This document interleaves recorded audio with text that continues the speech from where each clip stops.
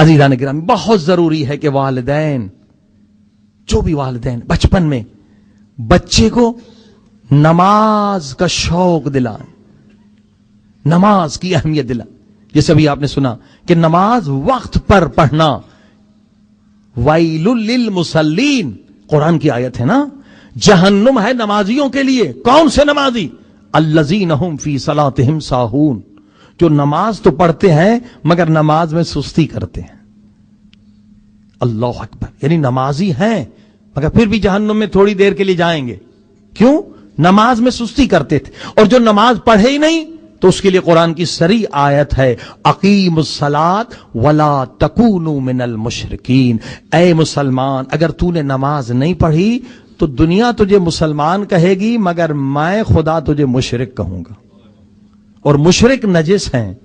اگر تو نمازی نہیں ہے تو خدا کی نظر میں نجس ہے. اگر تو نمازی نہیں ہے رسول کی نظر میں نجس ہے، اہل بیت اصحاب کرام کی نظر میں نجس ہے. کیوں نجس ہے عزیزان گرامی؟ اس کی وجہ یہ ہے، آپ دیکھیے اللہ نے کچھ جو ہے نا بندے ایسے خلق کیے ہیں، ان کو بہت علم دیا ہے اور اس لیے کہ دوسروں کو ہدایت دیں. اسی طرح سے کچھ بندے ہیں اللہ نے انہیں دولت دی ہے تاکہ غریبوں کی مدد کریں. اسی طرح سے اللہ نے انسانوں کے ساتھ حیوانوں کو بھی خلق کیا ہے، وہ بھی ہماری ہدایت کے لیے ہیں. مثلا کتا ہے مگر ہے وہ نجس، وہ بھی ہماری ہدایت کے لیے ہے. خنزیر بہت نجس ہے، اسے اللہ نے کیوں خلق کیا؟ وہ بھی ہماری ہدایت کے لیے. دیکھیں کتا نجس ہے مگر وفادار ہے. 10 دن 20 دن آپ اسے کھانا کھلائیں، ذرا سا اشارہ کریں گے وہ دوڑتا ہوا آئے گا.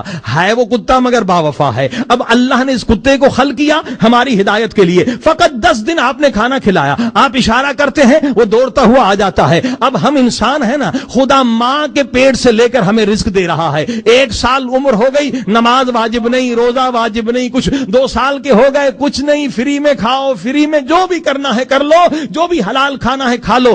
2 سال 3 سال 4 سال، لڑکا 14 برس، لڑکی 9 برس تک کوئی چیز واجب نہیں. بتائیے دنیا کی کوئی ایسی کمپنی ہے کہ 14 برس آپ کو گھر بٹھا کے کھلاتی ہے اور پھر خدا یہ کہتا ہے کہ اب یہ چیز تم پر واجب ہے اور اس کا بھی تجھے خود فائدہ ملے گا، مجھے کوئی فائدہ نہیں ملے گا. 14 سال خدا مفت کھلائے اور پھر ہمیں ہمارے فائدے کے لیے بلائے اور پھر بھی اگر ہم نہ آئیں تو اب فیصلہ خود کر لیں کہ ہماری نجاست زیادہ ہے یا کتے کی نجاست زیادہ ہے. ہاں؟ کتا نجس ہے مگر نمک حرام تو نہیں.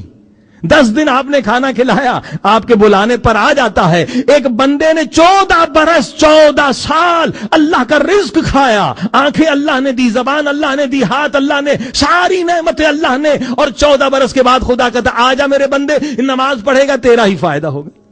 سارے ہمارے فائدے دنیا میں بھی آخرت میں. اگر بلانے پر نہ آئے تو یقیناً ہماری نجاست اس کتے سے زیادہ ہے. آپ کو پتا یہ حدیث ہے، کتا نجس ہے مگر کیا کہتا ہے؟ وہ بھی شکر کرتا ہے، پروردگار سب سے زیادہ تو نے مجھے نجس بنایا مگر پھر بھی تیرا شکر.